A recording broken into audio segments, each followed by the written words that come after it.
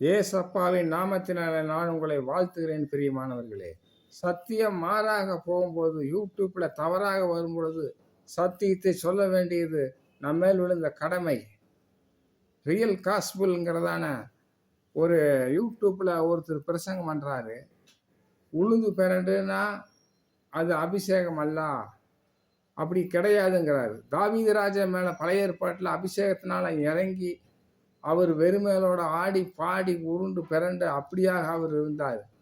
தாவீது ராஜா மேல் அபிஷேகம் இறங்கினது.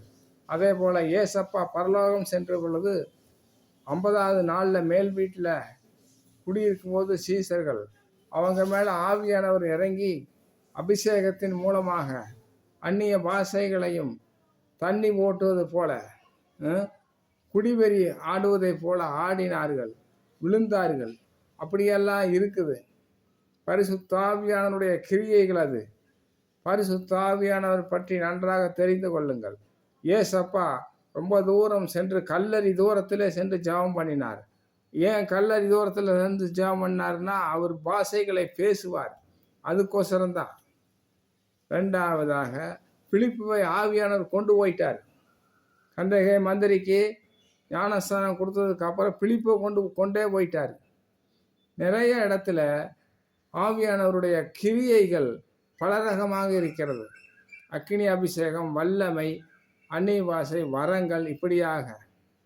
அதாவது ஒரு மனிதனுக்குள்ள அபிஷேகத்தில் நிறைஞ்சு ஆவில நிறையும் போது ஒரு அசுத்தாவிகள் அங்கே இருந்ததுன்னா அந்த அசுத்தாவிகள் அபிஷேகத்தை போலவே, அந்நிய பாஷை அபிஷேகத்தை போலவே கிரியை செய்யுது. அது எப்படி நாம் கண்டறிய வேண்டுமென்னா, அது உருண்டு பிறண்டு பல்ல கடிக்கும், கண்ணை முழிக்கும், நாக்க தொங்க போடும். இந்த மாதிரி கிரியைகள் இருந்ததுன்னா அது அசுத்தாவி என்று தெரிஞ்சு கொள்ளணும். அபிஷேகம் பெற்றவர்களுக்குள்ளேயே பெருமைப்பட்டா ஒளியந்தோதன் ஆவி வந்து பூந்துடும் பிரியமானவர்களே. அதனால அபிஷேகம் உண்டு. சில பேர் நிறைய இடத்துல பார்த்தீங்கன்னா ஆவிக்குரிய சபைகளில் அபிஷேகத்தில் நிறைஞ்சு பிறண்டு அப்படியே மயக்க மாட்டை போட்டு படுத்துருவாங்க. படுத்து என்ன ஆச்சுன்னு கேட்டிங்கன்னா எந்திரிக்க மாட்டாங்க. என்னன்னு கேட்டால் அவங்க ஆத்மா டிரான்ஸ்ஃபர் ஆயிரும். பரலோகம் போய் அநேக இடத்துல பார்த்துட்டு வந்து மறுபடியும் கொஞ்ச நேரத்தில் அந்த சரீரத்தில் போகுது. அது டிரான்ஸ்ஃபர்னு சொல்லுவாங்க. அந்த மாதிரிலாம் இருக்கிறது. அதெல்லாமே ஆவியானவர் அப்படி செய்வார். ஆவியானவருடைய கிரியைகள் மூலமாக தான், பிசாசனுடைய கிரியைகள் மூலம் தான் கண்டுபிடிக்க முடியும் பிரியமானவர்களே. ஆவியானவர் அபிஷேகம் பெற்றிருந்தால் நல்ல கிரியைகள் வெளிப்படும்.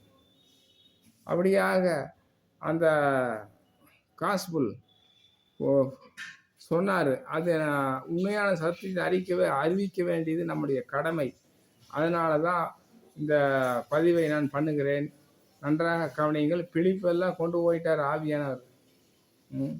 நிறைய இடத்துல அந்நிய பாஷை பேசினாங்க, நிறைய இடத்துல விழுந்தார்கள் கீழே. அபிஷேகம் பெற்று அப்படியாக இருந்தது. அதையெல்லாம் நான் விசுவாசிக்கணும். ஏசப்பாவின் நாமத்தில் நான் உங்களை ஆசீர்வதிக்கிறேன் பிரியமானவர்களே. ஆவியிலே பெறுங்கள். ஆமென்.